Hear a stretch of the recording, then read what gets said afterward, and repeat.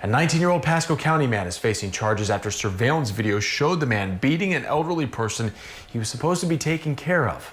ABC Action News reporter McKenna King has more on the charges, as well as what you should be looking for when choosing care for your elderly loved ones.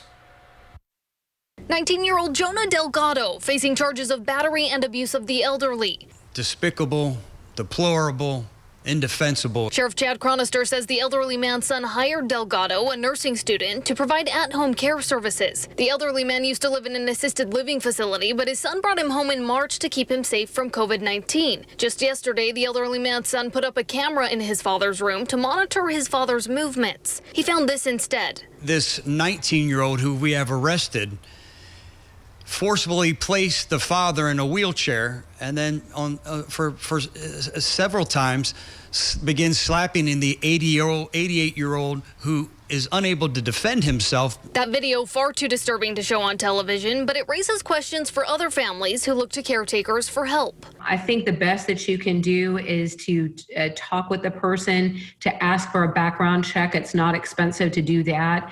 Do your own little background and digging on the person. And I think any person, whether they're certified or not, could come up with 3 good recommendations of people that they've cared for in the past. And when calling references, experts recommend digging deep with questions. How much were they entrusted? Were they entrusted with money? Was there the opportunity for them to take things and that didn't happen? And like in this situation, always setting up cameras to monitor. In Tampa, McKenna King, ABC Action News.